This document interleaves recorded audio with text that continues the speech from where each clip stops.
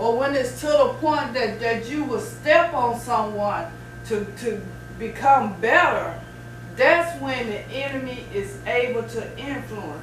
Everybody got a right to dream. Everybody got a right to want something better out of life. Everybody got a right to say, hey, I want to be a millionaire or a billionaire. Everybody got a right to want those type of things. Everybody got a right to want a house, a car, a lot of money. There's nothing wrong with that. But when it's to the point that you fall in love with it, then it's a problem. So Judas was so greedy, so prideful, that the enemy was able to influence him. There was a door open. But here's the wonderful twist to that. God needed a fallout guy. Just like in the time of Adam and Eve, God needed what to happen. Now I don't want nobody to be thinking, oh, she trying to say that God made Adam and Eve eat that fruit. No, that's not what I'm saying. God, because of free will, God don't make you do nothing. But God already, because see, God knows everything. And God, there is no time when it comes to God. There's time when it comes to us, but there is no time when it comes to God. So God already knew that Adam and Eve was going to eat that fruit. Because he tells you in the book of Genesis, he said, in the day you eat thereof, you shall surely die. So he already knew what they was going to do. He already know every little mistake we going to make. He already know. God already know that point in time where you're going to get to a place where you say, God, I can't do this no more. God already knows. Because he knows every move we going to make before we make it. Now God tries to influence us from some of those mistaken moves. And sometimes we listen. And majority of the time we don't. And let's be real with it.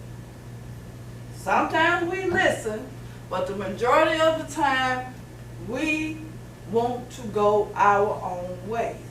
Well, God needed Judas to do what he did. Just like God needed Adam and Eve to do, Adam had to do what he did in order for Jesus to come. That's just like Jesus had to go away in order for the Holy Spirit to come. See how everything has a time frame? It has a divine significance to it. So God needed Judas Iscariot to do what he did in order for Jesus to die for our sins. Because can you imagine if Judas didn't do what he did, and I'm not trying to paint a positive light on Judas, I'm just saying God needed a fallout guy. And that was Judas. Because behind every bank heist, behind every breaking into a convenience store, behind every crime that occurs, there's always a mastermind to it.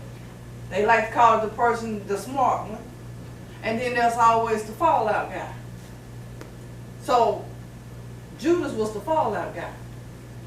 God needed him to do what he did in order for Jesus to go to the cross.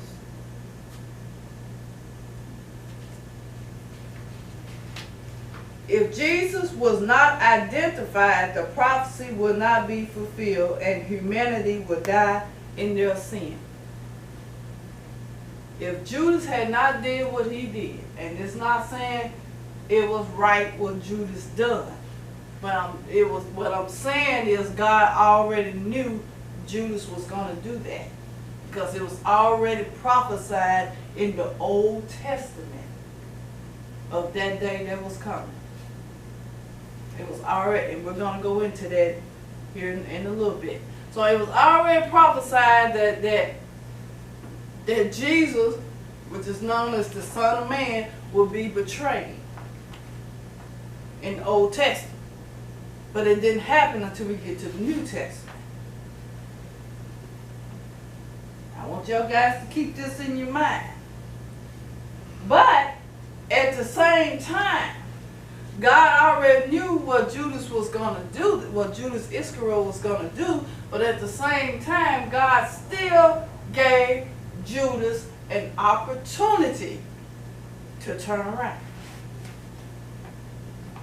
And that still happens today. God still gives us an opportunity to turn around.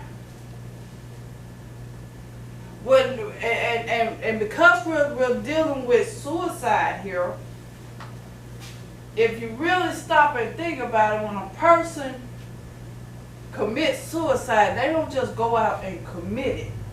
They give it a conscious thought. They think on it. They dwell on it. They get to that point where they just feel like they can't go no further. And they just quit.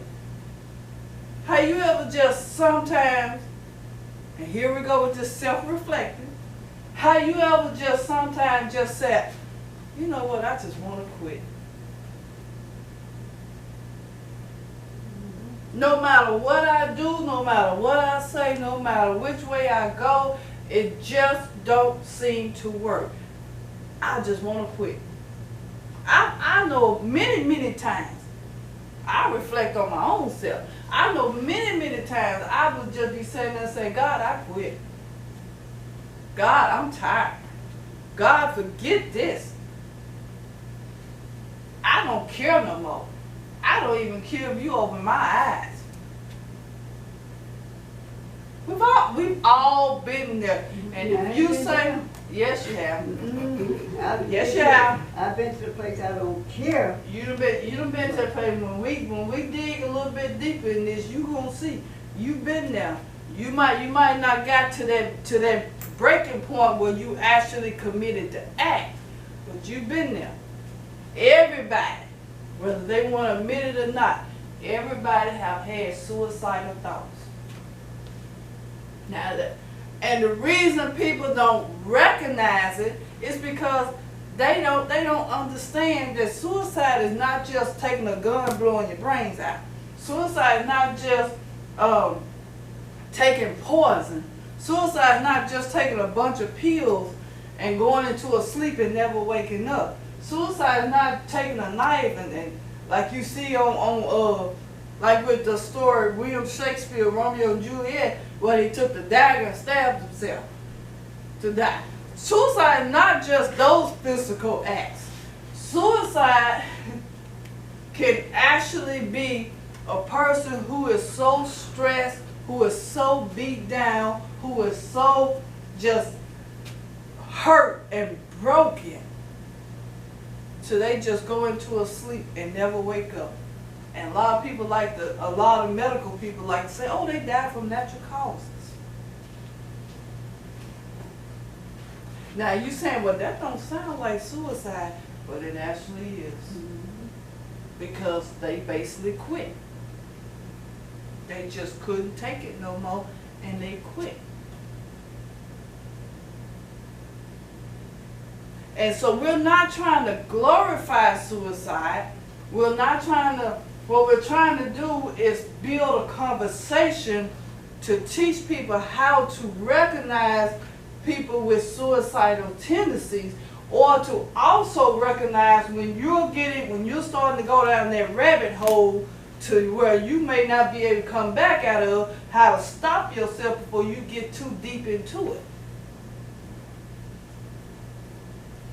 So you know, we can have all of these little things, these rallies. Okay, let's stop suicide. You know, here's the number you can call, and you call that number and they tell you your life is worth living, and all of that is good. I'm not condemning that. All of that is good. But if I'm going down that rabbit hole, I need somebody in that rabbit hole to start pushing me back up. In other words, somebody talk to me on my level. Somebody who have gotten to that breaking point and found their way back. Show me how to bring myself back. And I'm not condemning those other resources. But I'm saying we got to do better.